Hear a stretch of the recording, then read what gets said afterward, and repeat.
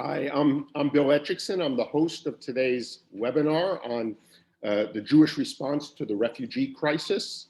I'm going to wait about a minute or two more just to allow everyone who wants to participate to arrive, and then we'll start in about a minute.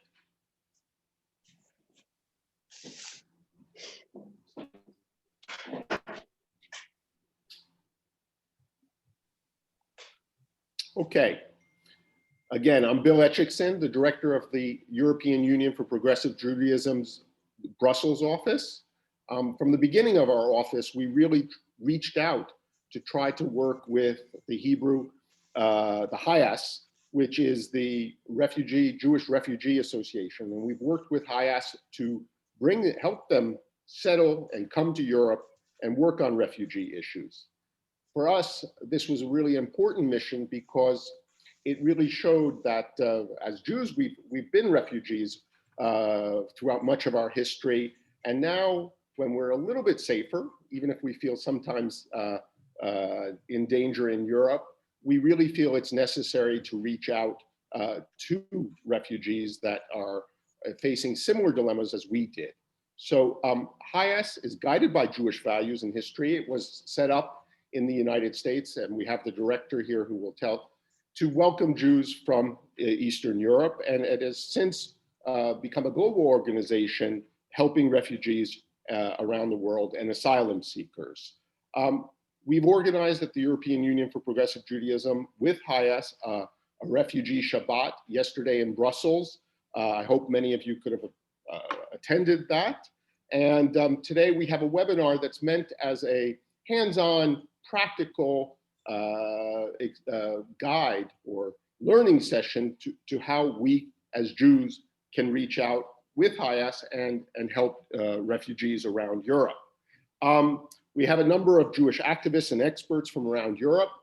Each will be presenting quickly, about 10 minutes each. During that time, afterwards, we will take your questions. You can put them in the question and answer or the question box where I can see them at that point, and I will raise them. Also, the host, Jesse, will be able to let you in and speak. At the end of this, at the end of the presentations, we'll have about a half hour to go through the issues and discuss them among ourselves. We're not a huge group, so I think everyone should have a chance to speak if they want.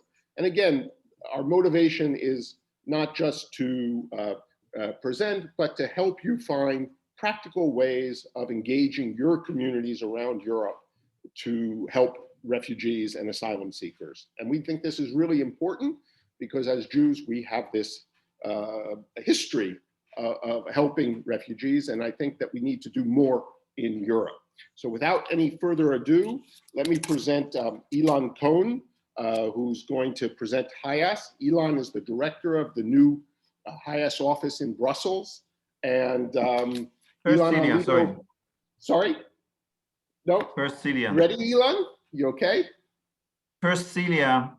Oh, first Celia, yes, I do have the agenda here. So first Celia Gomez, who will present herself and will present HIAS and a short overview to the key challenges that are facing in Europe today. And Celia, are you there? I am here. Good.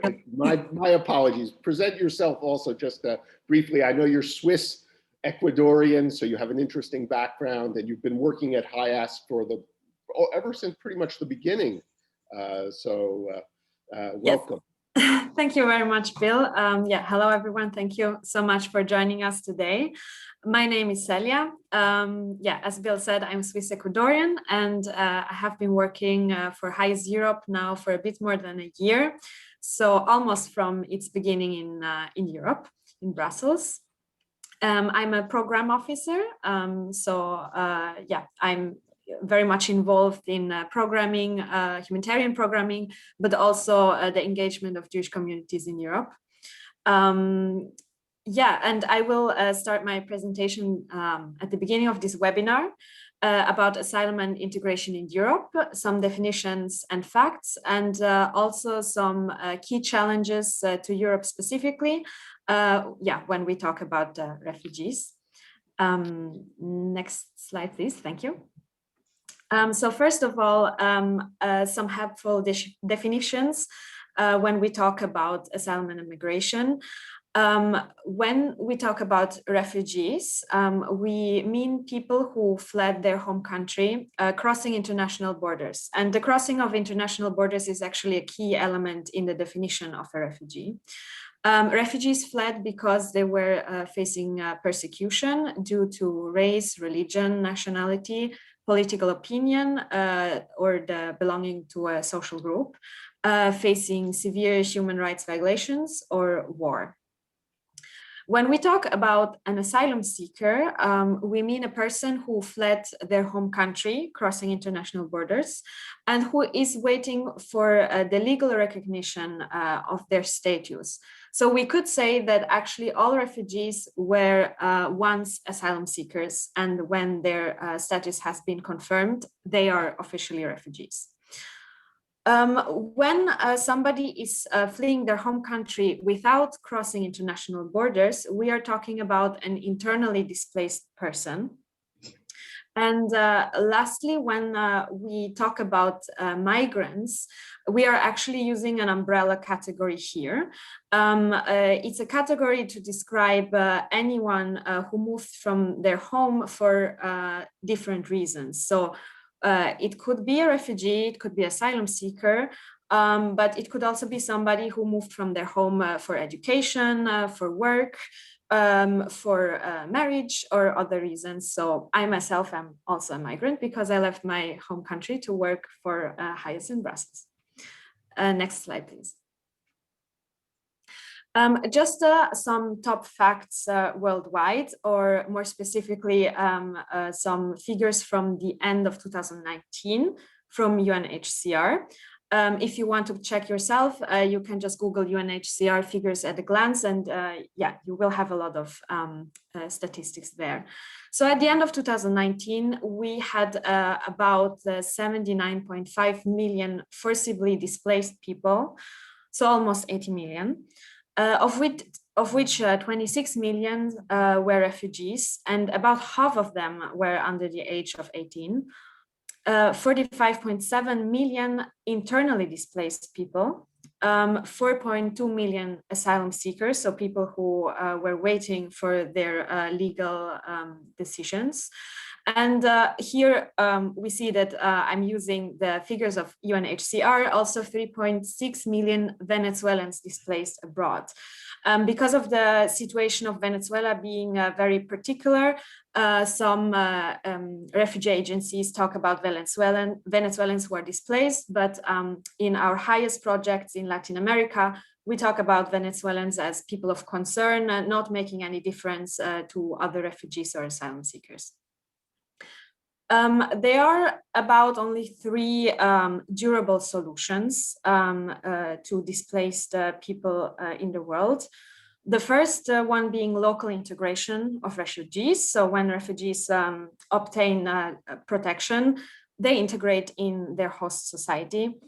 Resettlement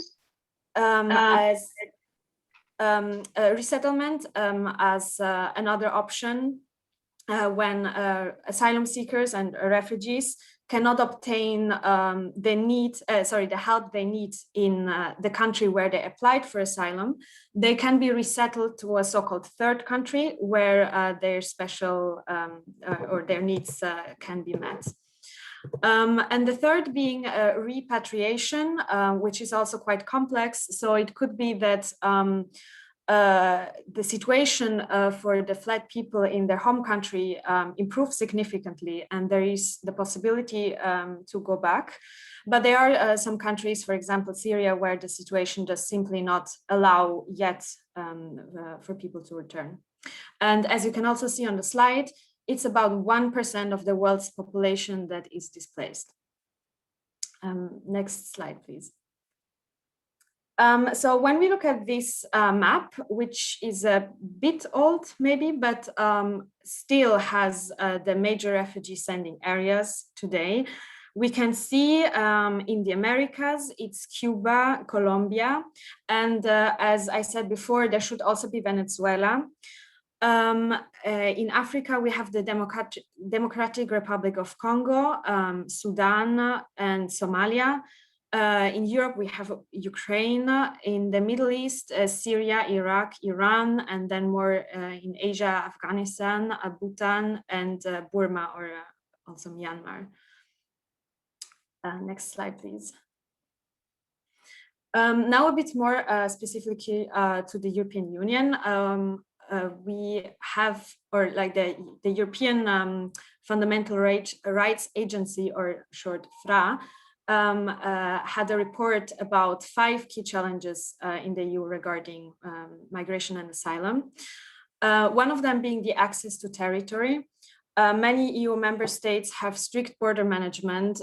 We also heard about border hunting or high-tech fences that are almost impossible to overcome, police ill-treating migrants at the borders, or even pushbacks where asylum seekers were simply not allowed inside the country to apply for asylum. The reception conditions remain a concern in many EU member states. If one state receives a high number of applications, this does not mean that the reception conditions are good. Especially where new arrivals are high, it's likely that the capacity and poor living conditions are a concern. There are still a lot of inadequate reception conditions, and they sparked protests and other incidents. For example, when asylum centers built for a certain number of people is hosting almost 3 times as many people. And there are also challenges that remain regarding vulnerable asylum seekers in their identification, their accommodation, and the provision of special care and support. Gender-based violence is in reception centers also remains an issue in some EU countries, and there is room for improvement in the treatment of LGBTQ asylum seekers. The asylum procedures are another challenge in the EU. Timeframes are often not respected and qualified staff is lacking. Some EU countries decided that asylum applications have to be done in border or transit zones, which leads to a long waiting period and inadequate conditions, especially for vulnerable people. Asylum procedures are very lengthy. There is little time for decision making and shorter deadlines for appeals or insufficient justification for appeal decision in several EU member states. And there are legal and practical obstacles to accessing legal aid, information, and interpretation in all EU member states. Unaccompanied children often have no or very limited access to education. They face legal and practical obstacles in accessing the asylum system in many EU countries, and especially regarding the appointment of guardians. Age assessment methods have been heavily criticized from a perspective of fundamental rights, especially when there is no benefit of the doubt given or when examinations have been purely medical. And there are also legal and practical barriers to family reunification. The 5th point being immigration detention. There are many concerns regarding the access to legal assistance and information. The conditions in detention facilities are also quite bad, and the detention of vulnerable people is still a concern in many EU states. And before COVID-19, the use of immigration detention actually increased. I added one more point here. The new Pact on Migration and Asylum, which was a review from the European Union of the asylum system. And the effects of this new pact remain to be seen, but there is little change, and many NGOs have expressed concern from a fundamental rights perspective. Next slide, please. So in the end, there are many different factors for a successful refugee integration. It depends on asylum procedures, family reunification, housing, social assistance, the access to education or vocational training and employment, but also mental health and vulnerability to crime. So I will end here. I think there are some questions, and I hope that this gave you a better overview when we talk about migration and asylum in Europe.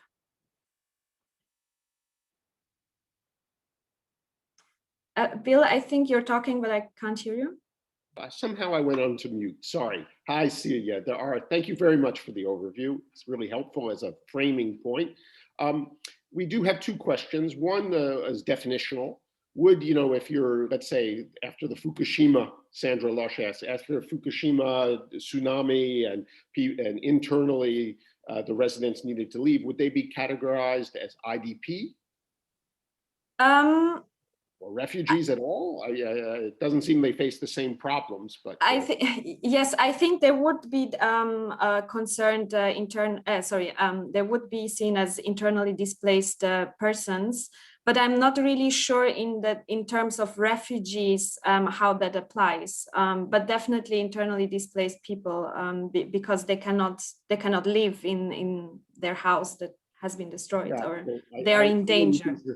I wouldn't consider them, the government. But maybe, I don't know if maybe Ilan also knows more, as his background is actually. Just to know that they don't fall under the refugee framework, because they don't have to flee their homes because of persecution, because of who they are. Yeah, but they nevertheless face many of the same problems. And that's, for example, like an organization like HIAS would often also consider supporting these types of persons of concern or migrants that are forcibly displaced nevertheless. Yeah. And then the other question, more, I think, a traditional at least source, when you were talking about African migration, which a lot of it is coming to Europe, you mentioned Congo, but not Rwanda. Isn't it more generalized, I guess, is the question around Europe, around Africa, from the migration towards Europe?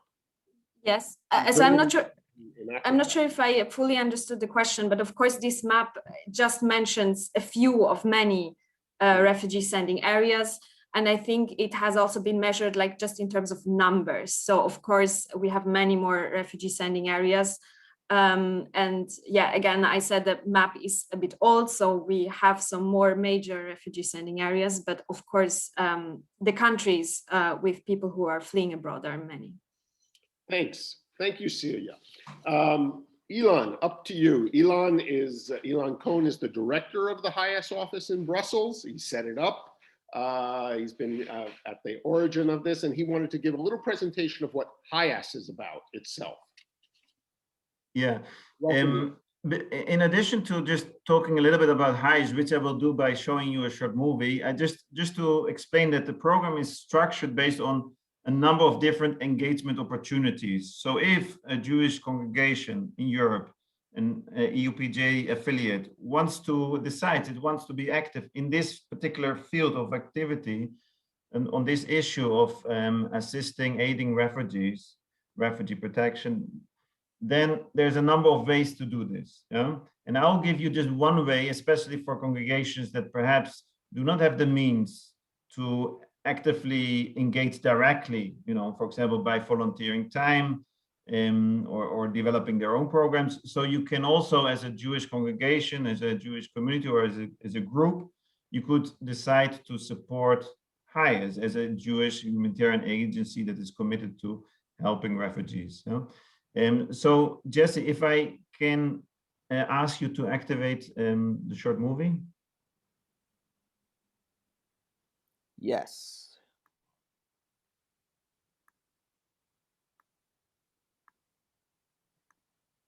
Just 1 second. Let's see.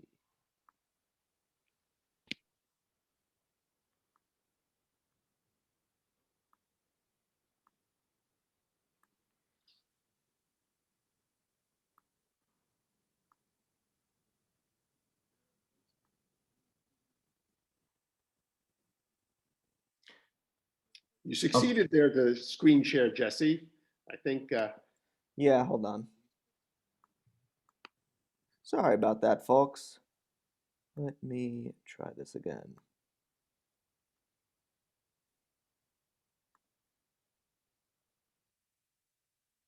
And after we see the film also, and after, okay, we're here. Good. There are places where being who you are is a punishable offense. There are places where you might be sentenced to death because you chose to live. These places have many names, but the ones who flee have one: refugee. And it is in the name of the refugee that HIAS has dedicated itself for the last 130 years. Created in the name of the Jewish people, for the Jews who fled Tsarist Russia and Soviet Russia,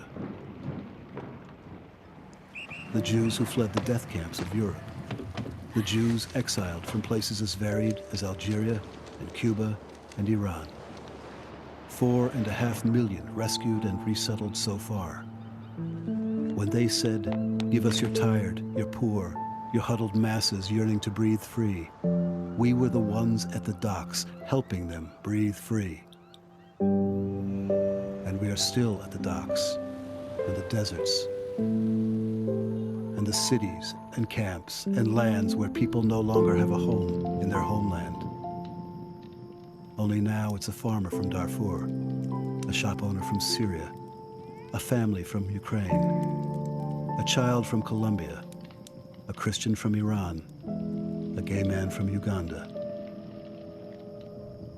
The 70 million souls who still wander the earth in search of sanctuary. Why? Maybe it's because being Jewish means you don't have to be reminded never to forget. Maybe it's because we are called in our most sacred texts to love the stranger. Or maybe it's because as long as there are still places it is a crime to be who you are, there is still a mandate for us to be who we are. HIAS, for the refugee.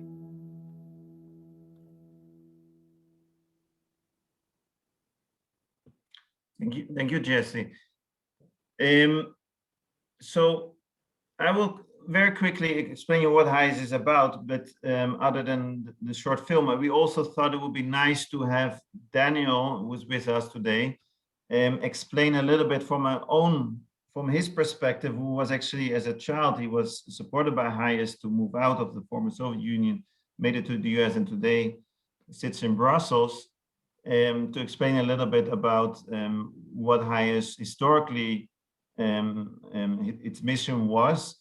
After he explains from his own personal perspective, I will come back and explain a little bit what we do today, because there's two sort of periods in the 140-year-old history of HIAS. You know, traditionally we were very much focused on supporting Jews that faced persecution, and at some point about 30 years ago we decided to open up our services because we had a certain operational capacity, we had a certain expertise when it comes to protecting refugees, and we decided, okay, we become a universal organization providing services to all refugees, not because they're Jewish, but because we are Jewish. And that's very much at the core of our values, because of our historical experience as refugees. We have a certain affinity, perhaps commitment to this issue. And I think it's better to hand over now to Daniel because he explained it much better. Daniel, the floor is yours. Thank you, Ilan. Can you hear me okay? You hear? Okay. I was born in Lithuania, in what was at that time in USSR, and my family was a family of Jews.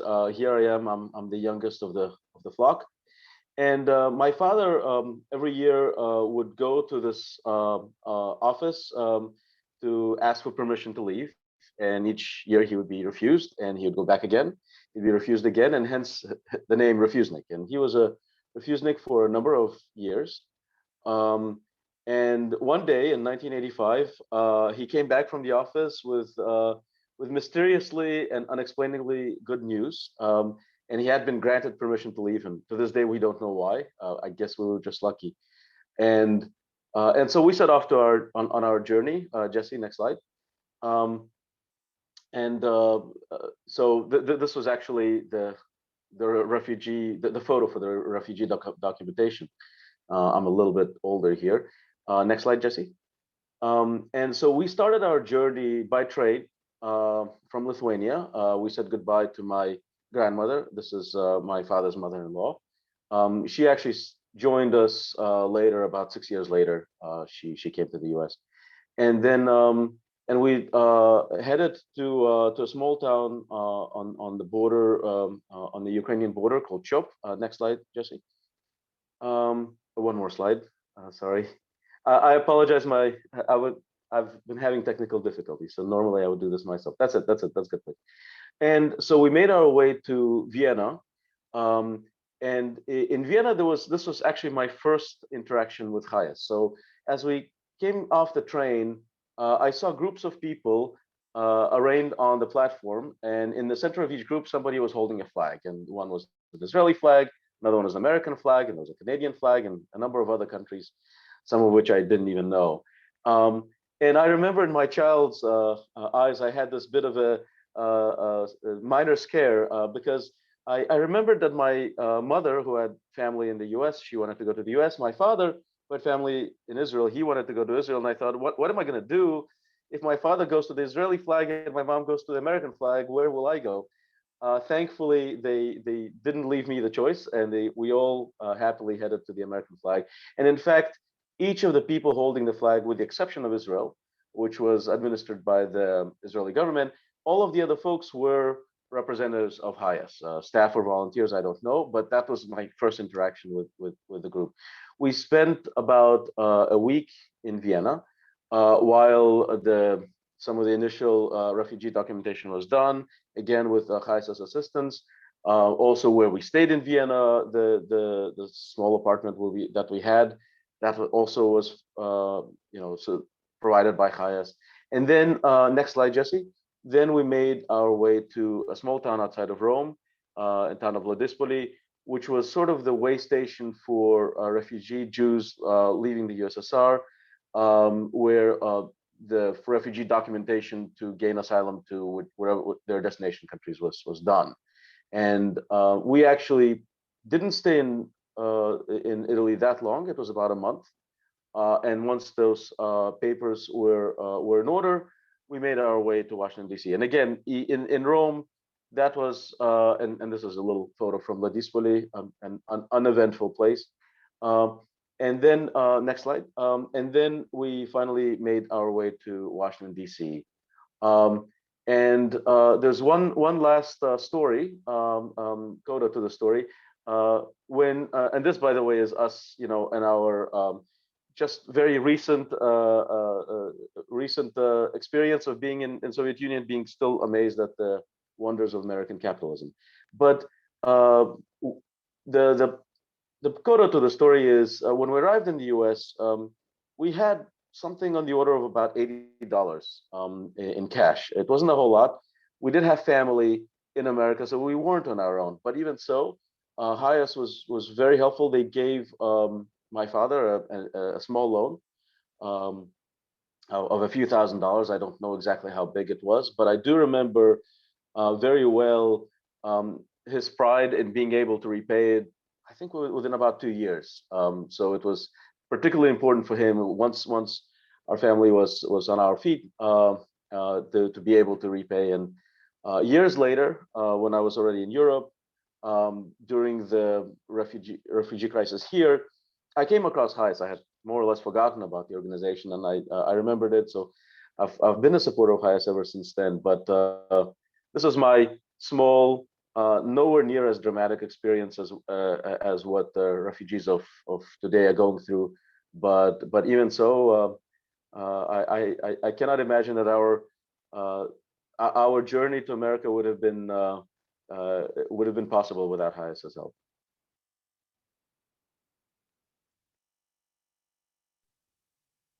Thank you very much, Daniel, for sharing this with us. So so it gives you an idea, I think, as to where HIAS is coming from historically. It's a 140-year-old organization. Millions of people went through the experience that Daniel basically explained just now. And we are still active in this type of operation, resettlement. We still have these offices in Vienna. Actually, our CEO in the United States, he actually started as a caseworker, working with people waiting for their papers in just outside Rome. So he was a caseworker in Rome when he started out his career with HIAS. So I know we're a little bit behind schedule. I will just take 3-4 minutes just to explain what it is we are doing today. Yeah, because you have to keep in mind that the number of Jews that need our assistance today, those that face persecution, that cannot by themselves migrate out of the country that they're living, is very small. Yeah? So if we have this infrastructure, we have the expertise, so whenever the need arises, we will be there first and foremost for Jews that need us. But in the meantime, we are very much active and growing and supporting refugees, mostly, not so much inside Europe, even though we do have a presence in Greece, but we're really focused on, I'll show you here, we have operations at the moment in 16 countries, many of them in Latin America, but also in Chad, for example, in Kenya, in Israel, where there's also asylum seekers and refugees, in Ukraine, and we also very much investing now in expanding our emergency response capacity. So we very much hope that when emergency strikes, so the European Jewish community will know to find us as an emergency responder as well. So I know that many Jews around Europe, when there's an emergency campaign, they give, for example, to Caritas, or they give to another local organization, Médecins Sans Frontières, for example, all great organization, but there's you should be aware there's also an organization that does similar work, but very much on the basis of its Jewish identity.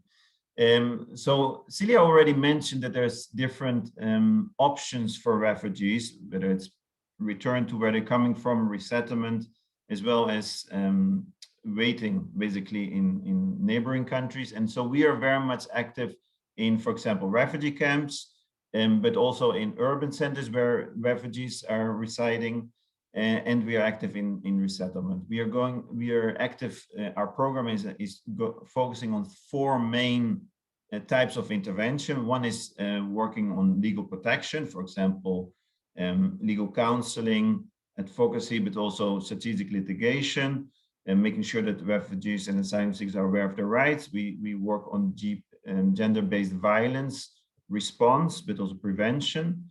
We work around mental health services, working with the trauma that refugees often have accumulated. And lastly, and it's important, it's basically economic livelihoods. You have to keep in mind that the average refugee is displaced for on average 20 years. So sometimes there's no clear expectation as to when they might be able to return or to be resettled to third countries. So then in the meantime, we often try to integrate them also in host communities and make them less dependent on humanitarian aid. And for example, I discussed this a lot with Daniel, who today is an expert on microcredit, and that's one of the many ways we're trying to help refugees becoming more self-reliant over time. In addition to these kind of 4 areas, we also do based on the needs. For example, how like food distribution and other first needs that are of a life-saving nature. So lastly, so what are the engagement opportunities through an organization like HIAS? And I mentioned start a fundraiser. For example, we had a member of the international IJC in Brussels, International Jewish Center. Yes. Someone who did a campaign for his father who passed away. There can be similarly, there's bnei mitzvahs, like if someone becomes bat mitzvah, bar mitzvah, who wants to do an educational project, learn about forced migration. We have some resources around that. It's very easy to do online fundraisers today, and we have special sort of tools to facilitate that. Volunteering, we are not so, we don't have so many volunteering organizations, and the other speakers today will talk much more about that.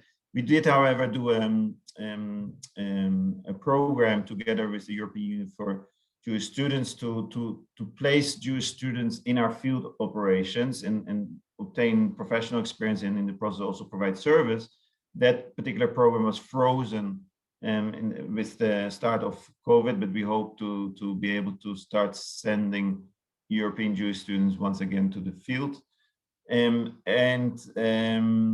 Then through different campaigns and advocacy, for example, Refugee Shabbat is an example, but we also now starting a process to develop different holiday resources, for example, around Pesach, Sukkot, and we have basically a European-wide expert group, I think, with experts of 8 different EU member states that are basically working now. We had the first meeting last week to develop such resources for a specific European context. And then the last point is basically the application of these resources, which we will support different European Jewish communities.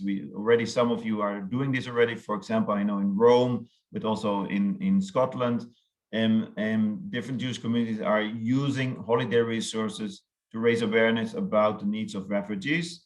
And we hope to have our own customized materials, definitely by next year. By next Refugee Shabbat, there will be a range of materials out there that will be translated also in your respective languages that you can use, and hopefully will be useful to facilitate such program. Then lastly, stay in touch. There's different means to do that. One obvious way is through the HIAS Europe Facebook group.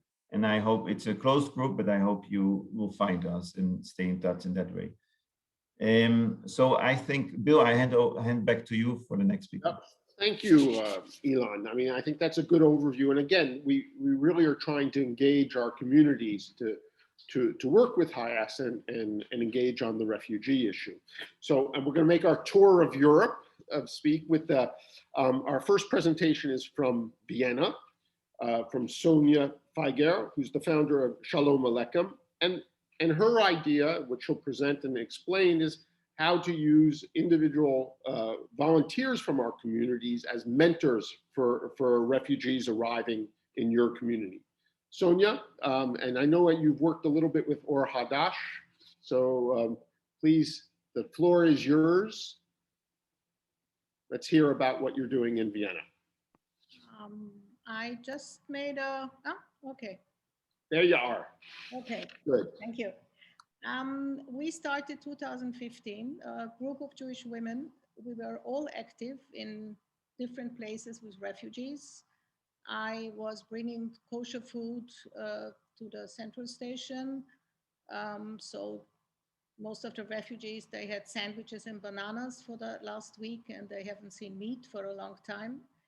And that was the first time when I stepped in, and I brought the boxes with the food, and on the food was written kasher. And of course they could read it.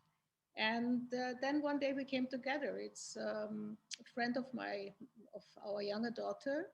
And she said, okay, why is everyone working in a direction? Let's work together, and made a head organization, especially Jewish Aid for Refugees. So that was the important, what our aim was. Can you speak a little louder, please? Our aim was to work on eye-to-eye level, not to collect stuffs and bring them the perfumery things. And that was the beginning. And just by coincidence, we brought refugees to a place which was a house of the city of Vienna. Maybe you switch to the next one. And we said, okay, we take care of this house. There are about 25 families. We can manage that.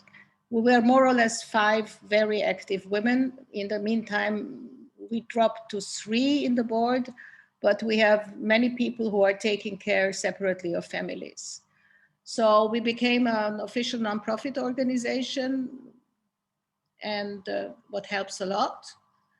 And it's interesting because what we wanted is always a word of neighbors, that we wanted to grant a good start. And that's what we write also in the recommendation letters for the court or for the police, that we are sure we couldn't have better neighbors as this family to live together and to build up a common life. And in the beginning, we helped a lot because we made 5 or 6 bazaars. You will see it on the next slide, which I will not comment. We made for Hanukkah dinners.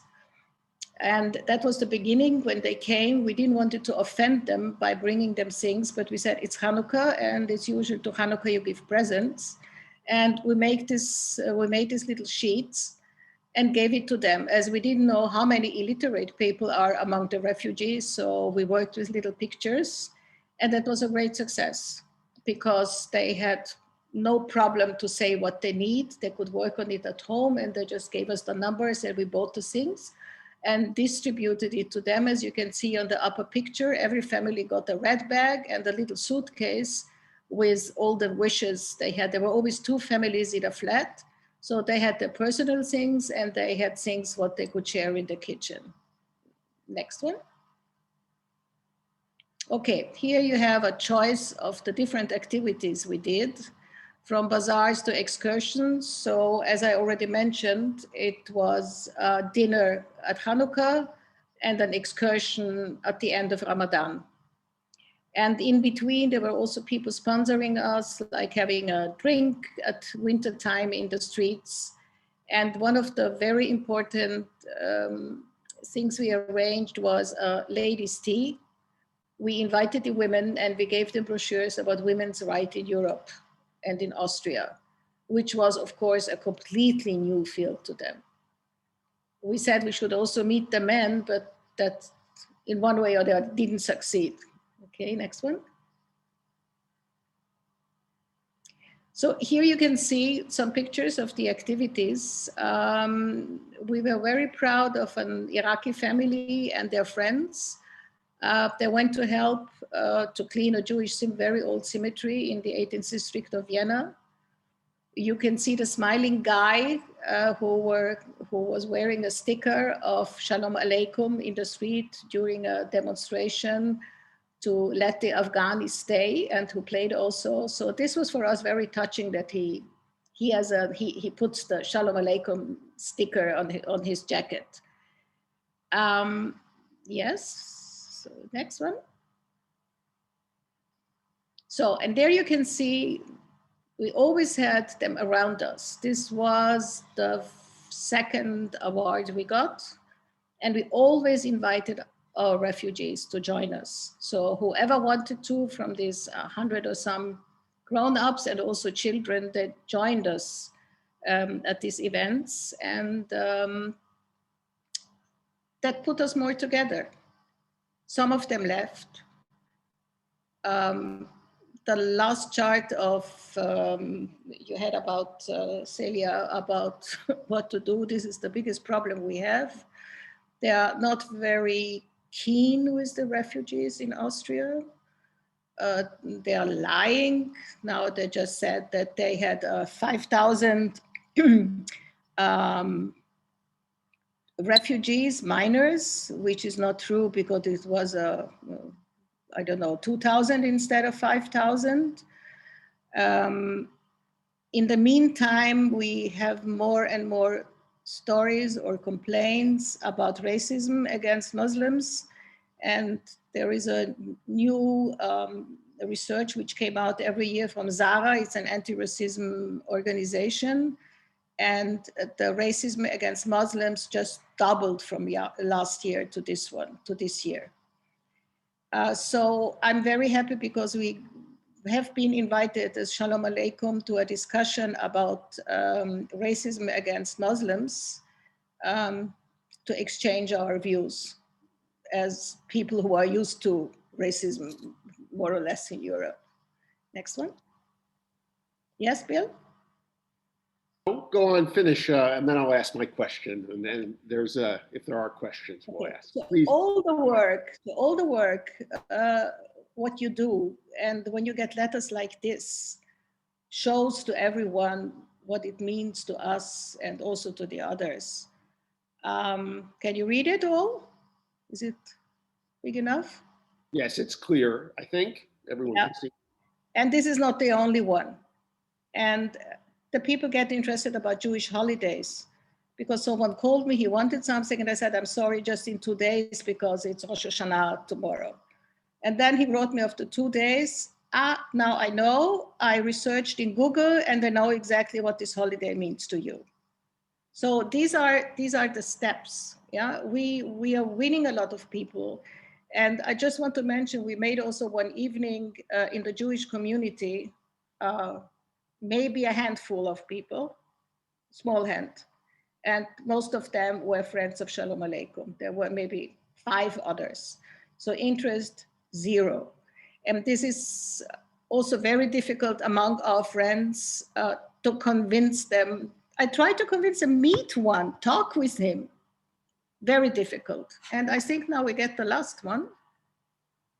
Last slide.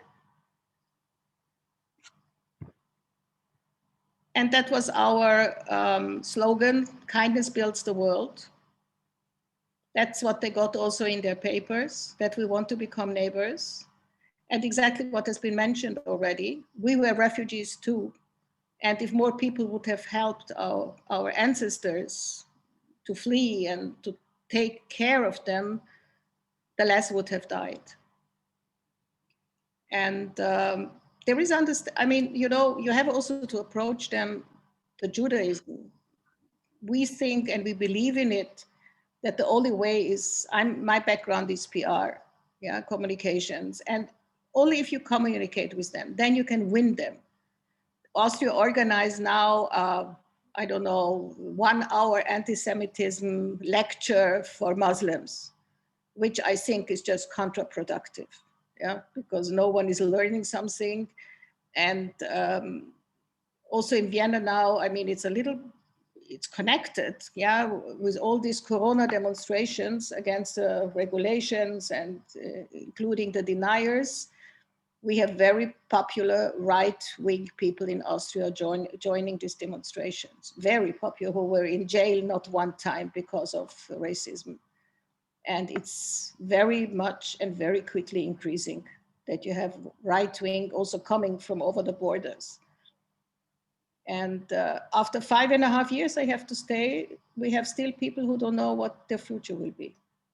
Still open, pending papers. So Sonia, thank you very much for that. We'll go on to Brussels, but before, most of these refugees, I assume, are Muslim. Yes. Has that caused, you've expressed, any security concerns? Have you had rejection from any of them towards you and your Jewish organization? From the refugees? Yes. No. That's good to hear. We had one incident that was a Christian Persian, quite crazy type, I have to say. But he behaved also like this everywhere. And he was insulting us that we only help the Muslims and not the Christians. So this is also, it was really very interesting, yeah. Well, but I know in Brussels, one of the issues we've had challenges too is security concerns, allowing Muslims into our synagogues and so forth. Do you see any of those challenges in Vienna? We had one challenge, which we succeeded. There was a cultural festival every year. And I was co-organizer at the time because I was still active on board of the Jewish community, and we managed that they let them in. Yeah, we picked them up, and I have really touching people. How one of the Syrian guys with his more than highly pregnant wife was standing on stage and singing with the French Jewish group. And so they're ready for it. Yeah, but I mean, it's hard to open the minds of Jews, I have to say. They have been educated to hate. And among the Jews, you have exactly the same problem, just from the other side. Yeah, don't trust them. And they also told us what you think. They're laughing about you, that you go and help them, and now then they can say, we misused the Jews and they were helping us. No point of it. No point of it. But if you refuse to connect and to communicate, then it's just lost. So I think the first step is to warm up the people and to get them there. So Corona came in between, but we had also afternoons in the garden of one of our members. But then again, only those people come whom you know. Yeah, so, and also among the refugees, and maybe you can invite one from whom you know that, yes, he likes them or he has no problem with refugees. Because I'm not to tell you anything new, the main sentence is, as long as you can help Jews, you help the Jews and then the others. And this is not exactly what Judaism is saying. Yeah. Thank you for that testimony. And maybe we can help bring some Shalom Alechems around Europe. And that was also one of the ideas, but we are 3 women for the time being, yeah? And it's easier also for us if we have less court problems, because always Corona, the last 3 weeks started to be very heavy again. And the regulations here are terrible. They got subsidiary asylum for 1 year. It's a woman who has been raped by a man. The same man is chasing her husband because he has seen how he killed someone, but that's not worth more than 1 year of subsidiary protection. Thank you for that testimony. Please stay on the line and we'll have more questions, hopefully, at the end about how we can bring a Shalom Alechem to other cities in Europe. Now let's go to Brussels, back to where we're based, and talk to Stephanie Lessen, who works with CEJ and on the side does work with refugees, asylum seekers in Brussels. CEJ and the EUPJ have a partnership. We're partners on a program called Networks Overcoming Anti-Semitism. And I've been working with Stephanie on reporting about Belgium and other countries in Europe and how they're battling anti-Semitism. And Stephanie is going to tell this she does in addition to all of that, her work. Stephanie. Thank you so much. So I will share my presentation. Jessie, could you? Yeah, thank you so much. Are you seeing it? Perfect. Great. So thank you so much to Ilan, to EUPJ, to HIAS Europe to inviting me today to speak with you about my small contribution on what I do. So in the beginning, to be honest, I didn't want to come here because I was like, oh, I don't have the feeling that I do enough. But in the end, I said, okay, just go and give a short testimony of what you are doing. When I was doing this presentation, I noticed that it would be done on the 21st of March. And I'm sure that you know that this date is the International Day for the Elimination of the Racial Discrimination. And I would like to share with you the story behind this International Day. Probably some of you know the story about it. And because for me, there is a connection between this day and what we are trying to do today as a Jewish individual or Jewish organization. So why the UN chose the 21st of March to establish the International Day for the Elimination of Racial Discrimination is because on the 21st March 60, Pacific protest was happening in Sharpeville in South Africa. And so one of the protesters described the atmosphere was cheerful, people were happy, singing and dancing, and the police intervened. And in the total of this intervention, 69 people were killed and more than 100 people were injured and mostly shot in the back when they were trying to leave the violence. Amongst the victims were children, women, and old people. And so that's why the 21st of March was chosen for this for the elimination of racial discrimination.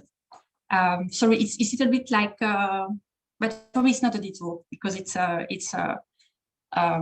in the same not the same topic, but okay. A bit of my background. I'm French, as you can hear.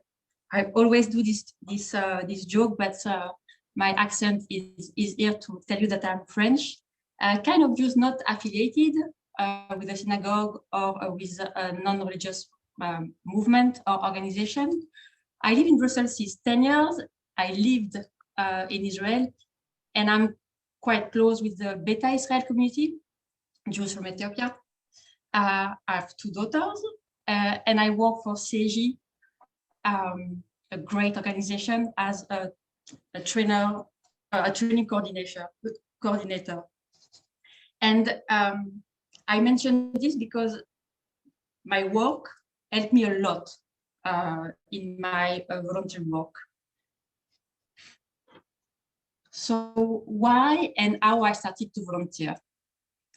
This was the first question when I started to do the presentation. Why and how? Why? So wishes for social justice, trying to do my part in the Tikkun Olam concept. My daughter's, view of me. Like I was concerned about, when they will be adult, they could have told me, but why you didn't do nothing to help the refugees? Why you didn't do something? And also I think some selfishness, like I would like to be able to look at myself in the mirror and say, oh, you did your small contribution. You put a little stone. So there is no good answer. It's a little bit of everything. But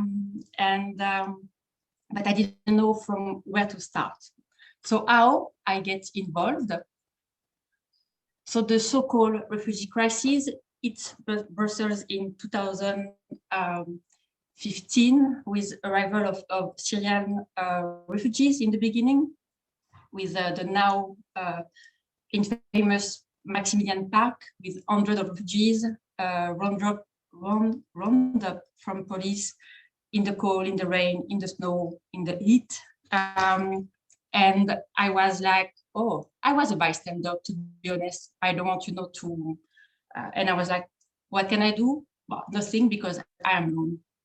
And I heard about an organization named Plateforme Citoyenne de Soutien aux Réfugiés. It was in November 2017. It was a cold, very cold and rainy day. And I said, okay, yalla, from today, you will bring your little contribution. So this is the platform. I won't spend too much time on this slide, but just to understand that it started as volunteering with volunteers, and now it's so big that they have staff. So it's they are doing a humanitarian hub. There is also a school. There is also services who provide information on the legal case and all this kind of stuff. There is also housing for women, and housing for family, and housing for individuals. So there is a lot of things that they do.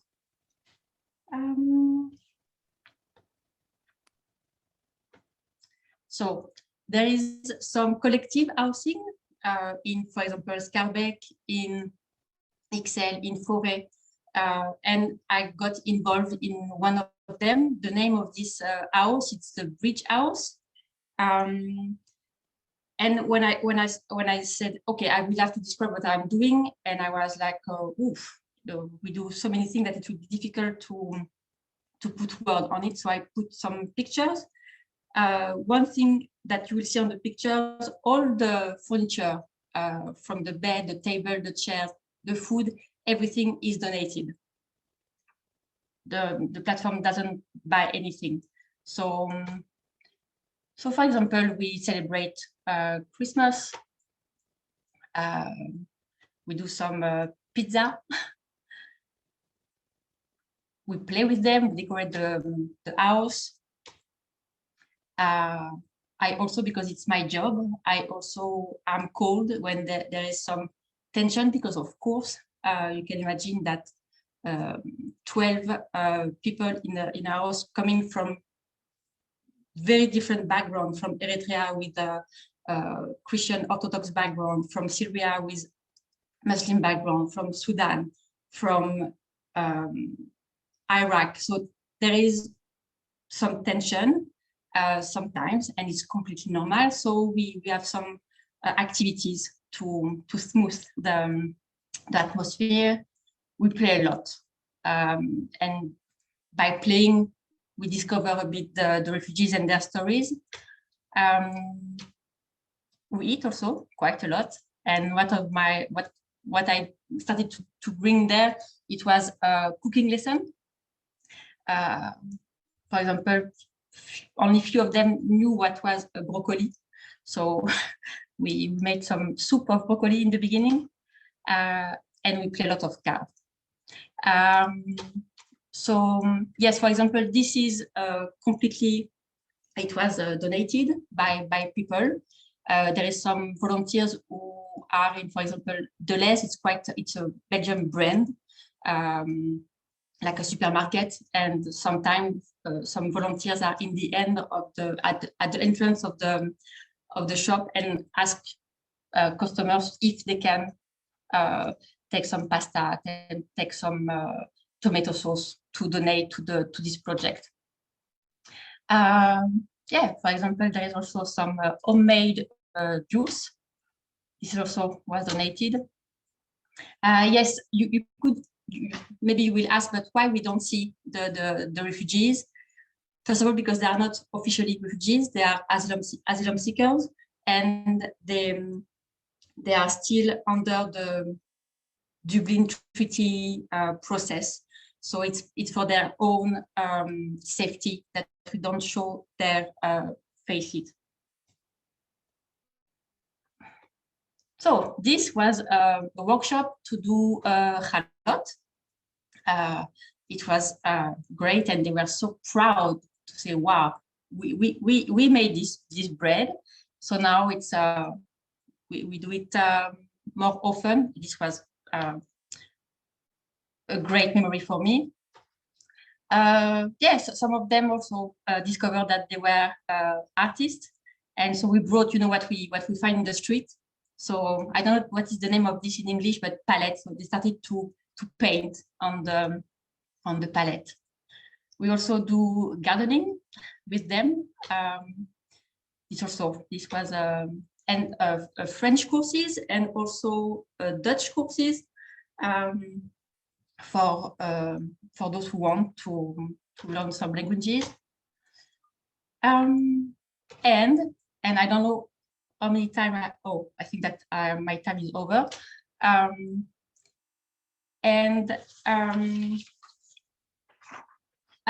To be honest, I didn't know HIAS before the 27th October 2018, before the attack of the synagogue in Pittsburgh.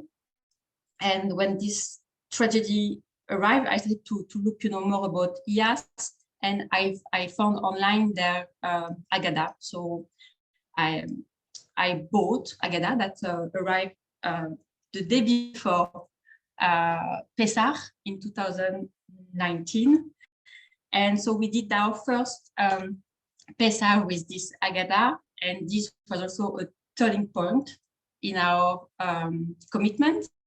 And the year after, so in 2020, during the lockdown here in Brussels, we did it with some of the refugees. And instead of seeing the story of the refugees in the Agada, they said their own story. So this was a very, how can I say this, moving moment. And I think that's it. Thank you so much. Thank you, Stephanie. Thank you. And it was good to hear about the HIAS Seder with the Seder coming up. Are you planning to do that again? I hope. Yeah. We will, if we can have more people, of course, we will we'll do it again for sure. Sure. And so all of you also, I know Elon is handing out the HIAS Haggadah and the link. You can download it. It's free, and it really does connect our story with the story of the refugees. So our next stop on our tour of Europe is Amsterdam, and we're going to talk to Chantal Sousa Runa. I'm mispronouncing your name, Chantal. I know you only as Chantal. And Chantal runs a program that I'm very excited about called Know Your Neighbor. It really, in my mind, is quite innovative in opening up our synagogues to not necessarily refugees, but local children. And it's a program that we've won a new grant, in part thanks to HIAS, to bring this program to Brussels next year at our synagogue at Bet Hillel and IJC. And we're working on post-COVID visits by local school children. I think this really fills a need of opening our synagogues up to non-Jews more than we have done in the past. And it's a program that I'd like to bring throughout Europe, but let Chantal explain what it's all about. Chantal? Yes.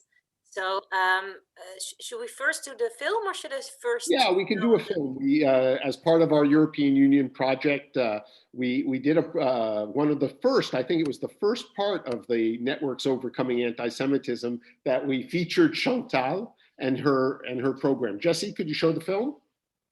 It's a short 2 minutes. Introduction.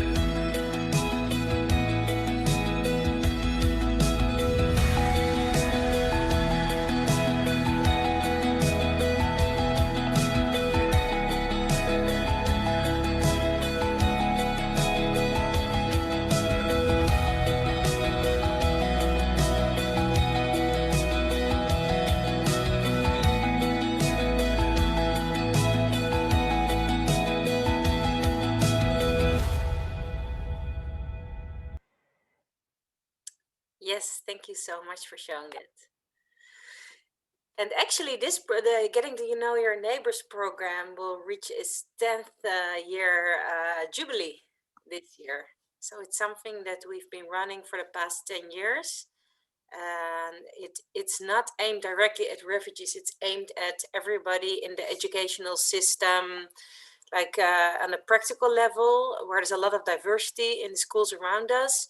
And mostly the dominant age group we started with is between 16 and 24, 25 years old. And then we expanded also to secondary and elementary school kids. And we expanded to 3 cities in the Netherlands. And it really just started with the neighboring school.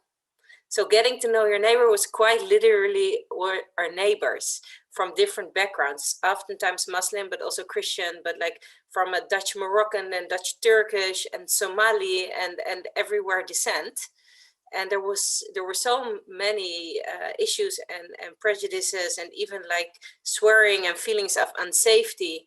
And at some point we said in our community, okay, we have an advanced security system, but instead of like keeping people out, we should be about inviting people in. And we should really meet them and talk to them and engage with them, like with young people. And it's not just for them to learn about us, it's also for us to learn about their struggles, their identity, and their hopes and fears. So this is how this project actually started. We're looking to expand it to throughout Europe, starting in Brussels.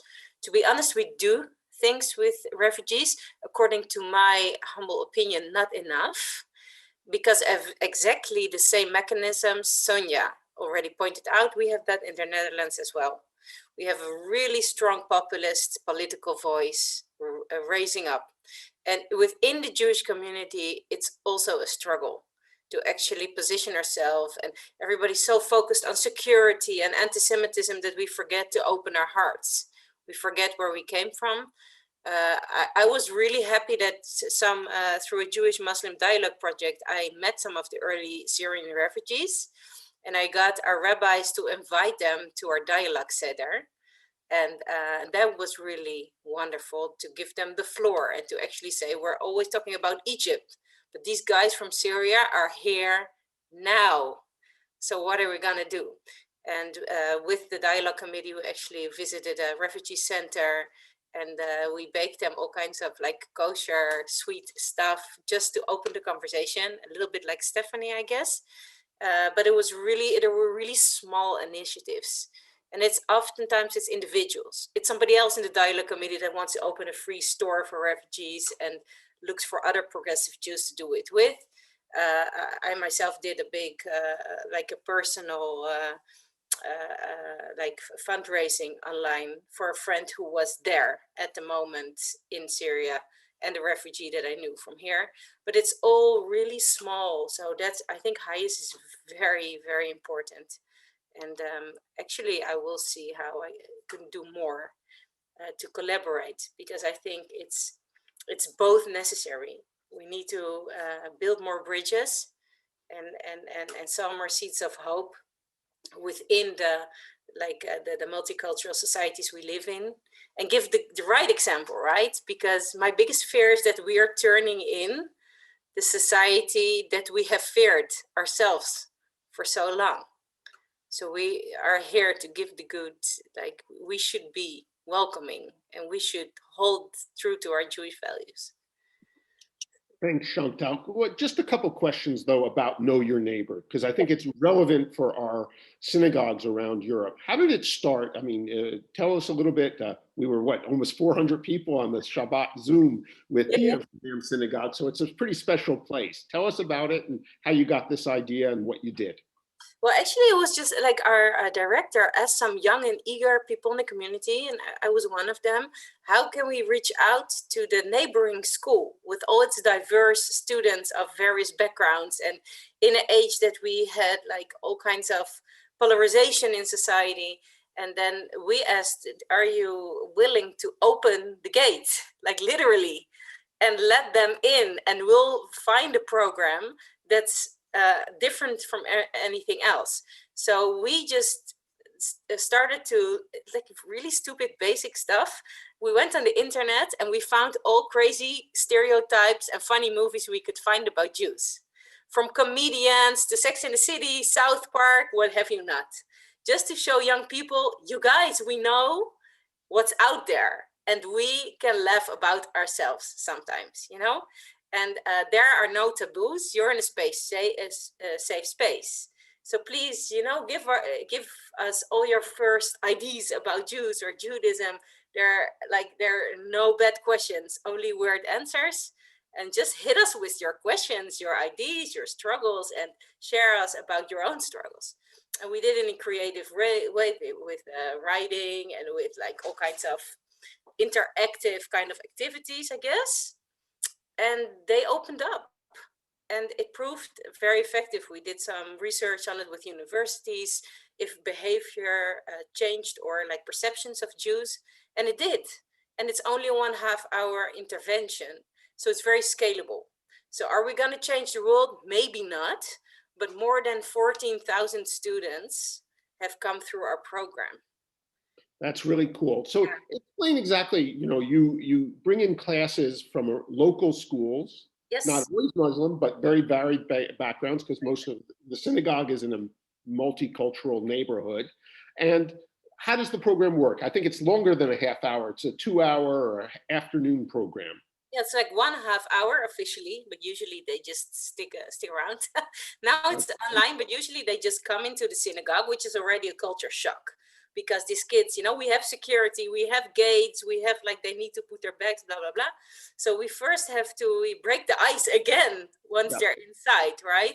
And we just welcome them and we start with, you know, we put them in one big circle. That's how we always start, like in one big circle or like around tables. And we just open the floor, we welcome them. We show them this crazy clip of like 10 minutes of all the crazy stereotypes we found on the internet. And we made a nice movie about it. And we always feel like if you're compelled to laugh, please do. You know, don't feel upset if you think it's hurtful, or we know it's out there and we think it's funny sometimes. So they're like, oh my God, they're showing these things, these crazy anti-Semitic stereotypes. And that opens the conversation up. And afterwards you think, okay, so what are your ideas about Jews? You can write it down anonymously, like the first thing that comes to mind. And you see all kinds of beautiful things like Shabbat or Moses, but also really crazy things, right? Like about they hate Palestinians, or they're really rich, or really, you know, stingy, horrible people. They feel really open because it's anonymous to write whatever. And we just pick up the papers and ask them, tell me about it. Or how did you come to that idea? Or do you want to explain? Or do you have questions? And we ask questions back. So there's this real, genuine interaction. And another thing that really helps, we always work in pairs. Because we want to show them this is a safe space, 2 Jews, 3 opinions. They will ask you about God, like devout Christians or Muslims. There will be one person that says, yeah, I really believe in God. And the other person will be like, I'm Jewish and I really don't believe in God. And they see these 2 people respecting each other, having a different opinion. So we show our own pluriformity. Do you keep Shabbat? Like, hell no, I'm playing soccer and doing shopping. And one is like, yes, I always keep Shabbat in this and this and this way.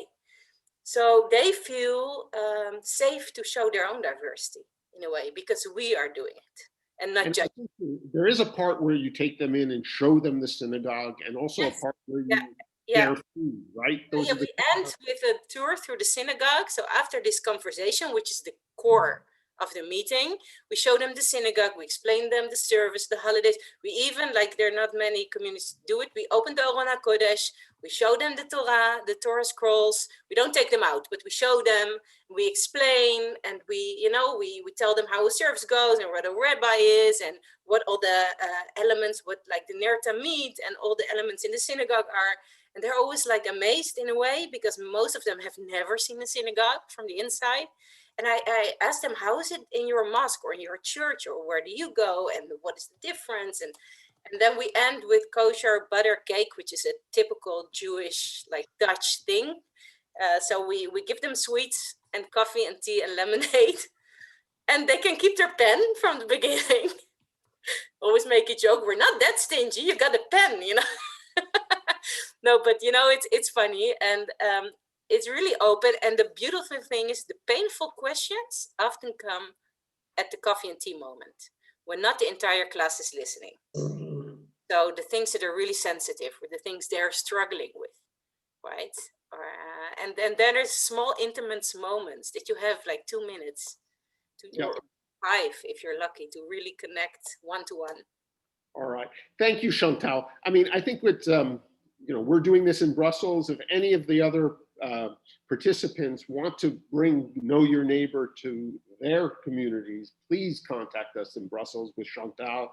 And we really do want to bring this program across Europe because it's unique. It's something that progressive Jews have developed themselves for our synagogues, and no other Jewish communities, as best I know, religious communities are doing something similar. So we do believe also we can get financial support from both private and public funders. So please do contact us. Okay. Thanks, Chantal. Our next, we're going to finish our European tour in Italy, and we have 2 Giorgios with us. One from Milan, one from Rome, Giorgio Mortella. And I'm going to Mortara, excuse me, and I apologize. But we're going to hear about what is happening in Italy. And I don't know which Giorgio wants to start, Giorgio Gomel or Giorgio Martella, to explain what the Jewish community and the progressive Jewish community in Rome is doing and what the overall Jewish community is doing to help refugees. Thanks. Giorgio, let's start with the official institution, and then I'll come second. So one of the other good things about this webinar is we're seeing that progressive Jews, we can actually work with the traditional communities, which is a good example for us. Now we have spoken about progressive communities organization. It might be better that Giorgio Gomez speaks about Bet Hillel, and then I will be the official organization. Okay. So Giorgio Gomel, you're welcome from Rome, and Bet Hillel, our synagogue in Rome. You're on. It is this interchange of experiences is very impressive, very interesting. Bet Hillel is a Reformed Jewish community based in Rome. It was established just a few years ago, and it is part of the European Union of Progressive Judaism. Now, within this community, which is small, given the size, by the way, of Italian Jewry, which is small per se, within the community, we set up a committee by the name of Tikkun Olam, with the awareness that is shared by all of you. I mean, from all of you who spoke today, that in a sense to protect the, the philosophy being, and I'm saying something which is obvious, I mean, to all of you, but still it's important to repeat that to protect the future of the Jews, it is both, ethically sound, but also politically effective to strive, with other minorities in the world against racism and discrimination. And not only because, we Jews, as you have said, are bearers of memory of discrimination, exile, and flight. We were refugees, as you said in the beginning, but there's also an objective interest of Jews in struggling against discrimination, even when it does not concern Jews directly or immediately, because in the history of the Jewish people, in many instances, phenomena of social exclusion, of religious and racial discrimination have carried with themselves anti-Jewish hate. So there is an objective interest, not just the subjective experience of being bearers of memory of discrimination, but there's an objective interest in fighting discrimination, even when it does not concern us immediately and directly. And this is something which might sound obvious and trivial to us, but it is difficult to convince other Jews, as Sonia, for instance, and others have reminded us of. There's this now, for a number of historical reasons, but there is this strong selfish and ethnocentric attitude among us Jews. I mean, we look very much at what others do to us, but we tend to overlook at what, in principle, we could do to others, you know, in good or in evil. So what we did on a small scale a few years ago was to connect with an association. Just to give you a concrete example of what we do, which is rather small, to tell you the truth. We connected with an association of African refugees in Rome, which is called Casa Africa. We first, I would say 3 years ago, we first collected funds and also clothes, and then very lately, with the financial help actually of HIAS, we are buying tablets, PC, and also collecting used but still functioning electronic devices for kids of families of this association to teach them Italian via the web, you know, given circumstances of COVID, etc., etc. And in the past 2 years, we also, since we're talking about Pesach, which is coming, we will not do it this year, but for the past 2 years, even last year, despite the difficulties of the epidemic, we collected Hametz food before Pesach and brought it to Casa Africa, gave them this food symbolically, but also materially, because we were able to collect plenty of food in those circumstances. And then we invited some of them to stay there. So that was a, you know, an important experience of, at least on one occasion, of sharing the experience of a Jewish holiday. A second line of interest, more on the cultural side, I will briefly highlight what we do on the cultural side.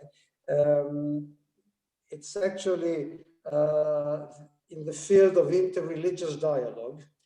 And the idea is to share texts, rituals, and practices across religious denominations.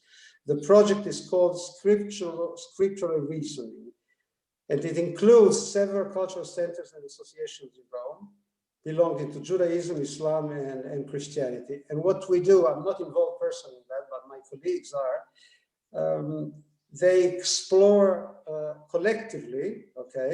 They alternate, obviously. One time is a Jewish text, next time might be a Quran, or the next time pieces of the New Testament.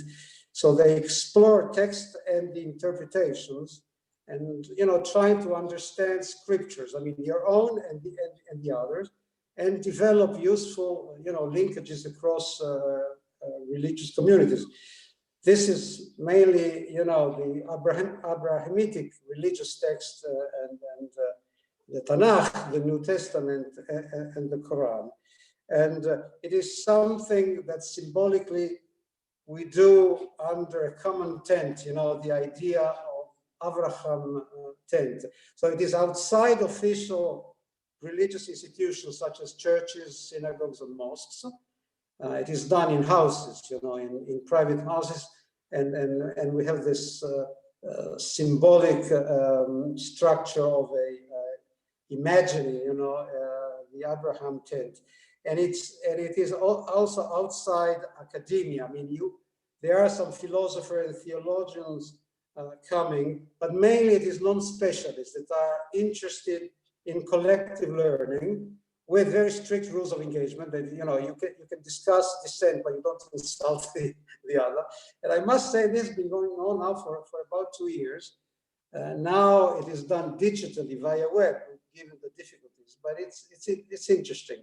So what we've been involved in, just to summarize, is two things. One is the Tikkun Olam practical thing that I mentioned in the beginning. The other one is more on the cultural interreligious dialogue side. And this is our experience so far. Thank you very much. Now on to Milan, I think, and we can discuss whether we can sort of make your program something that we could also export as a concept idea, develop it. So that's a very interesting for me presentation.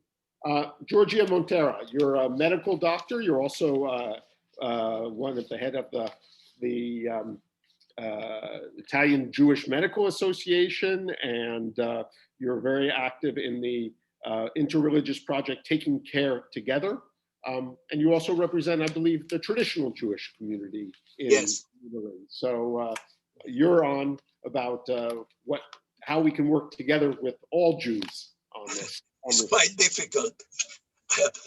It's quite difficult to can say quickly whatever we do, but I must tell that I am representative of the Union of Jewish Italian Jewish community. Each community is independent, has its autonomy, but we are representative as union in front to the government and to represent the Jews in front of the other organizations. So both religious and both not non-religious. We tell that are Orthodox about 80–85% of the Jews that are in Italy, that now Jews in Italy are decreasing. We are only 25,000 and divided in more than 21 communities. So there is a spread. We have only 2 communities that have more than 1,000 people. So you understand that it's very difficult one side to keep a real Jewish life inside of this big, important ancient community as Ferrara, Mantova, Livorno, and so on, when we have few Jews and can gather. But in any way, so we, as a union, we have to first to help Jewish community to continue their Jewish life.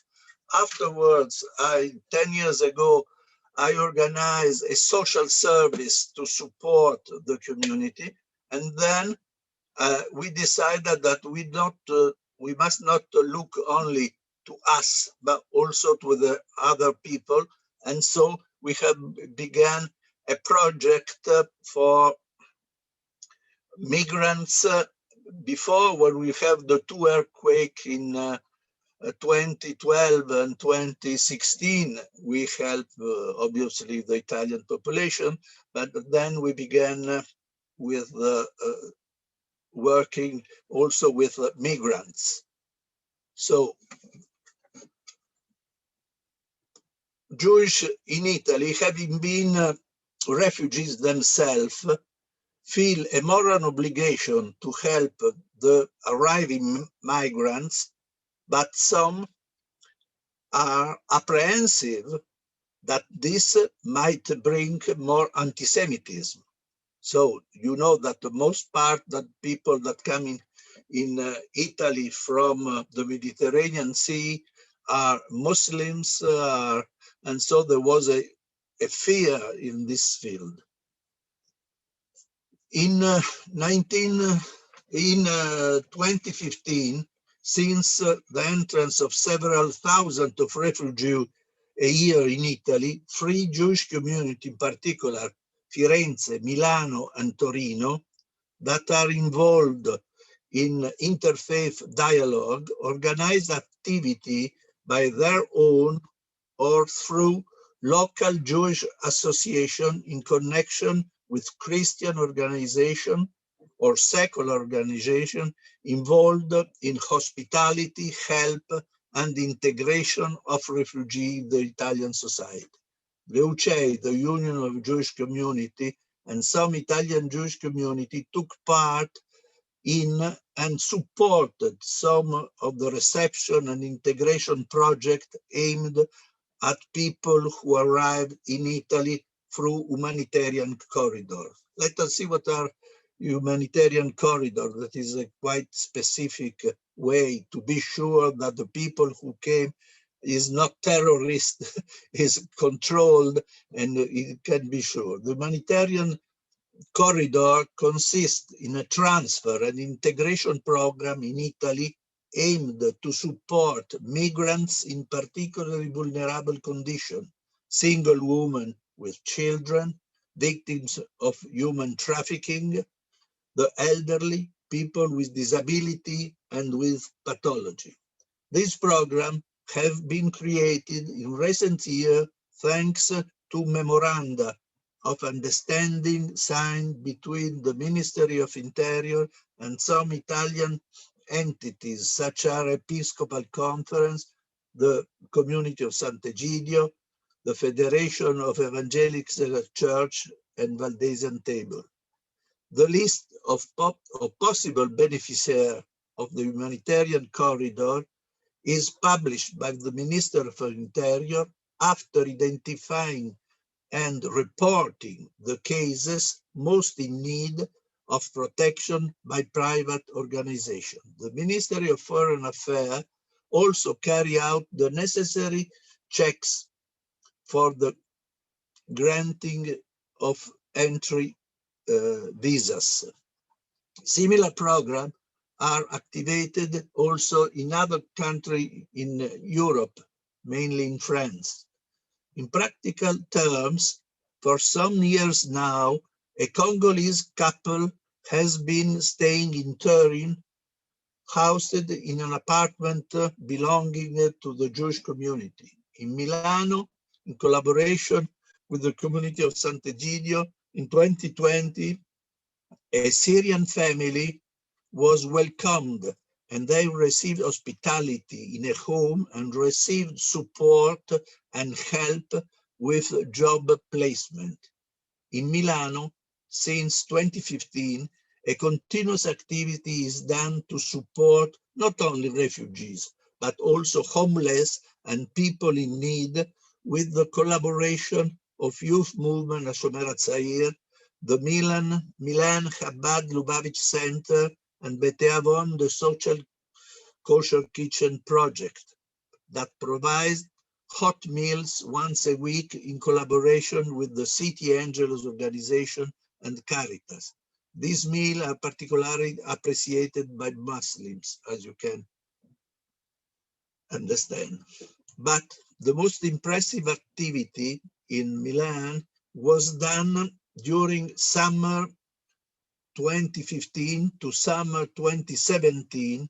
Many people arrived in Italy through the Mediterranean, and we were not indifferent at the situation for the housing of the refugee in transit in the central station of Milano. And we thought to use the Memoriale della Shoah di Milano. The board evaluated the possibility to host refugees in the summer season when the activity are reduced, verified the possibility to get to 30 and 40 beds. We immediately received from the Comunità di Sant'Egidio the offer of their collaboration to supervise the whole operation with the collaboration of Jewish youth movement, the Bete Avon kitchen project, and in 3 years, the total refugee assisted amounted to over 6,400, a very, very, very big number. In Florence, in contrast, we have another project. The Giraccioli cooperative operated with the municipality in a large structure of the Jewish community gives free of charge. In the structure, a first welcome is given to many young migrants who come mainly from North Africa and Middle East and the Balkans, with a continuous turnover of people, a situation of transition to other structures, which has therefore engaged many immigrants over years, many of them minors and without family. The Girasole, again with the EUPJ and the Jewish community of Florence, has also put in place a training course for social workers aimed and improving some skills on welcoming migrants. Recently, the Jewish community of Verona, with the support of UCE, have joined the UNICOR, that is University Corridor Project for refugee students, aimed at creating regular and safe enter routes for study and the integration in Italy of young students who have already obtained a refugee status. Therefore, the collaboration of the Jewish world is in welcoming migrants take place under several aspects and in collaboration with different actors. Since 2021, support of migrant is also crossing for the first time national border with the project to support those who arrive in Lipa in Bosnia in extremely critical condition. The support project approved very recently will be given through the community of Sant'Egidio in cooperation with the Jewish community of Bosnia and Herzegovina and with the humanitarian association, the Benevolencia, that Ilan knows. As you can see, according to Jewish value, we try to collaborate with the religious or governmental organization for support and inclusion of migrants. We think that this project might be helpful to fight and to obtain respect for minorities and diversity, and it could be also positive in the contrast against anti-Semitism. By myself, there are several other programs that we are taking together, mostly in Milan or in other, as taking care together to provide the assistance of people that are in the hospital that come from different religions, to permit them to respect what they are, and so other solution. But I think that it is. Thanks, Giorgio. How relevant do you think that this idea of humanitarian corridors is relevant for other Jewish communities? Could you see other Jewish communities in Europe learning from this? As I know, also this project that is, it has been discussed also in France and maybe in Germany. I am not sure for Germany, but because they want to have sure people that come that are not terrorists, that are engaged and that are really in needs. And this project, I think that it might be utilized also in other countries. I know that we have tried with Ilan to make a project for the European Union to help the different people, but this program has not been accepted to the European Union. Ilan will be okay. Let's talk. Thank you, Giorgio. We have about 15 minutes left. Please put your questions. I see that we have a comment from Judy in Brussels, a member of our community, who now I learned was helped by HIAS. Her family was helped by HIAS to leave Hungary. Ilan, why don't you please put your questions in, and we'll bring them on to the panelists. But Ilan, could you tell us a little bit more about your ideas of what Jewish communities should be doing, and give us a little more background on what HIAS is doing in Europe? I think we'd all like to learn a little more about that.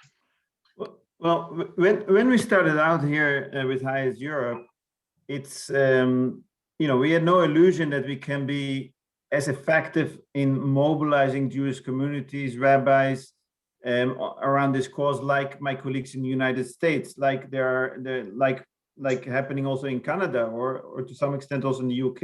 In continental Europe, I'm quite mindful of the fact that there, for different reasons, there's less of a this message of we need to support refugees because we were once refugees. It doesn't resonate to the same extent as it does on the other side of the Atlantic. But like I hear some of the difficulties of some of the activists, like not fully feeling supported by the Jewish communities in which they also active. And I think that's one of the reasons why we felt, okay, so as HIAS Europe, we can provide some support, whether it's financial or perhaps bringing people together and learning from one another. Clearly, there's not just, from what I heard today, there's a wealth of different experiences. And, just from, the handful of people around the table today. But, so we do plan, the moment Corona allows for it, to bring everyone together around Europe, all the activists that we know about at least, some of them very much integrated within Jewish congregations, some of them doing this, as individual or a group of Jews, oftentimes because of their Jewish identity, and learn from it. So we plan a 2-day event at some time during probably towards the end of the year or maybe the beginning of next year, where we bring everyone together for a 2-day learning thing. We also like supported a number, 5-6 different congregations and initiatives financially to so also by that time we hope that we can we have some results and we can learn from the experience of those grantees.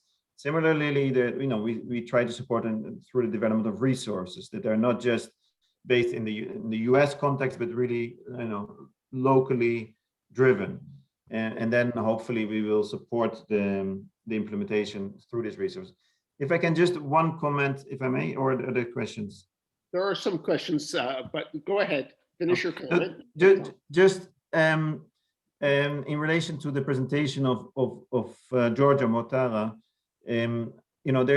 there's a wealth of experiences in the US about Jewish community involvement, and also in Canada, Jewish community involvement in receiving refugees that are legally resettled.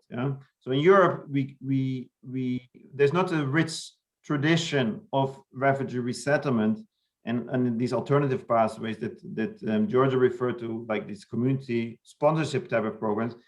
But we are quickly expanding, from a very low base, but we're quickly expanding in different countries in the European Union. So there will be a lot of opportunities if Jewish communities are involved in this. And what it basically means is that, like in the US, where, for example, Jewish family services are receiving initially refugees that are being resettled and supporting them with their initial integration. So similarly, community sponsorship type of programs and there's the humanitarian corridor. So often communities, often faith-based communities, coming together to facilitate the initial integration of people that are coming through these types of programs. They're not basically, like moving themselves to Europe and then accessing the territory of the European Union and then claiming asylum. They're basically screened already in other countries. They're moved over in cooperation with the government, and then, for example, Jewish communities, others can support with their initial integration. Yeah, thanks. I mean, it's really nice to hear, Elon, because I know when HIAS first came, it wasn't necessarily just really, the goal wasn't to engage with European Jews as much as to engage with the European Union. And I think one of the new things is to engage with European Jews is really a welcome development. So that's something we support and we're appreciative of. I think Sarah Wheaton had a question. I think we can let her in verbally. Sarah's a... Thanks, Bill. I'm asking.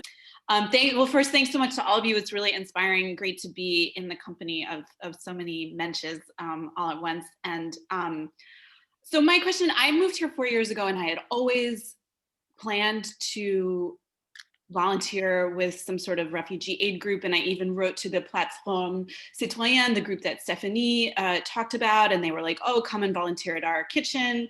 And I just didn't do it. I didn't do it. And I've been procrastinating. And I think I feel intimidated and I always have some excuse. And so just my question is for advice on like getting over that hurdle and getting over any prejudices and misgivings and laziness. That's it. Thank you.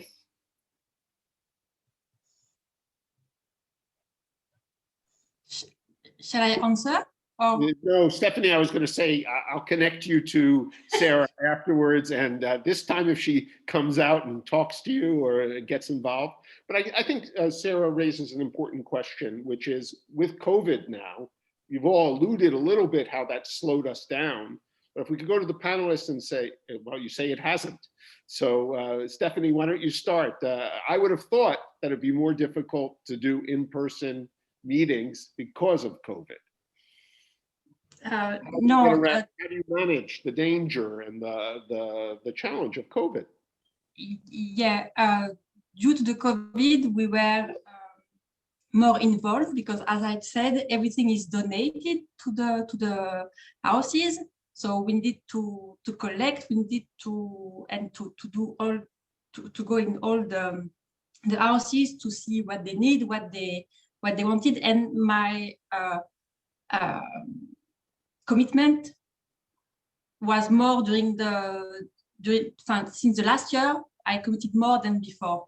So and just to answer very briefly to Sarah, I completely agree with you. I freaked out the first time that I went there as a volunteer. I didn't know no one. I knocked at the door. A guy opened to me and said, "Who are you?" I am the new volunteer. And I was like, okay, now you have to do something. And I said, oh, there is broccoli, there is cauliflower. Do you know how to cook this? No, we don't know, and we won't like it. So okay, let's try to make something out of it. And after it was like, after it's like you start to get addicted to it, and you want to have this moment with them. And of course, people committed as they can. Some people who come once in 2 weeks. Some people are more present. And my colleague and friend Celia joined us a couple of months ago. And yes, so it's a little contribution. And of course, we all have stereotypes. We all have, prejudice, and it's only by meeting the other that you will be able to face them and to work on them. So please join us if you want. Okay, I think we have another question from Rebecca Ilian, and then we'll get back to conclude on how to overcome COVID. But Rebecca, are you there? You wanted to ask it in person. Jesse, I think you can unmute her. There you are. You're still muted, Rebecca. Now you're good. For those of you I know, thank you so much for this great webinar. For those of you I don't know, I moved from Malmö in Sweden to Copenhagen in Denmark last year. So I've lived here only under the pandemic, and I switched jobs. I sort of switched my whole life under the pandemic, but I'm very committed to working with refugees, and I work with a project called A World of Neighbors that Ilan and Celia know very well. My question is whether either the European Union for Progressive Judaism or HIAS or both have or are working on educational materials for Jewish groups who still have quite negative feelings towards refugees, towards leaning towards being afraid of refugees, leaning towards right-wing political parties that want to keep the refugees out. For those of you who know, Denmark is very different to Sweden on this issue. And before I reinvent the wheel, I'd love to know if any of that is available, and if any of you all who are working on these issues in other countries have these types of projects or materials, and if this has been an issue where you are. Thanks. Thanks, Rebecca. I can say, I agree with you that we're doing this at least half for ourselves, to open up Jewish communities to the outside world. I have been in touch with Arthur Buchman in Copenhagen. It'd be great if the Copenhagen community gets involved in Know Your Neighbor they've been very receptive to a lot of ideas. Know your neighbor, or Shalom Aleichem, or that you would found something like that in Copenhagen. I think that you have mentors on this call who would like to get involved, would give you guidance. And yes, there is lots of materials that have already developed. You don't have to reinvent the wheel. But Ilan, maybe you could detail some of the specifics that HIAS can get off. Yeah. So as a HIAS Europe, we don't work directly with refugees or asylum seekers in Europe, other than other offices in Vienna and in Athens on Lesbos. So we really focus on supporting efforts of local Jewish groups and communities, individual activists. So one way that we are focusing on now, and together with Paideia and also SEGI, is the development of resources, educational resources that link to specific events during the Jewish year. One particular thing, we trying to so we have this expert group of about 10, I think, different members, and it's a real challenge to have representation of the communities, or the part of the Jewish community that is, as you mentioned, more negatively inclined towards this particular issue, or is more fearful, let's say, more skeptical. And because we want to have legitimacy in the eyes of these same Jewish communities, so that they will start using the materials, and it's not just we're preaching to people that are already thinking like us. And that's a challenge. We do have an Orthodox rabbi, and maybe we'll get another one or two. But overall, it's like if you look at the representation of the different denominations on that expert group, it's true that progressive streams are relatively overrepresented. Well, I think in some ways that's something we should be proud of, and we'll try to leverage our communities. And I think it's a bit of our raison d'etre to stand out in fields like this. At least that's the way that I feel. I want to thank everyone. I think the European Union of Progressive Judaism, we have a board meeting coming up, so I think we have to pretty much do a hard ending, but I think it was really interesting in all these projects, and I look forward to working with Know Your Neighbor, with Shalom Aleichem, using the Italian example as outreach also to the main traditional communities in Europe, and of course working with HIAS. Ilan, do you have any final words that you'd like to offer? Or no final words of wisdom. I just want to use this opportunity to thank you, Bill, and Jesse for EUPJ for facilitating us to connect to all the different EUPJ affiliated congregation. It's very helpful to use you as a platform, because otherwise it's very difficult for us to be in touch with all those congregations. So thank you very much, and also to the various panelists. It's really inspiring to hear you. Thank you. Thanks. Thank you, Ilan. Lastly, we're going to put this webinar, the tape recording of it, up on the EUPJ YouTube channel, and that we will also I will write an article for the Times of Israel, so embedding the video. So hopefully we can use the webinar will have a life beyond these 2 hours, and serve as a guidepost for future action. Thank you for joining. Will you send us the recording, Bill? Yes, we'll send you the recording link. Okay. Thanks. So all your communities can use it and leverage it. Yes, definitely. It should be ready in a day or two. Thank you very much to everybody, and Pesach Kasher v'Sameach. Yes, happy Pesach. Bye.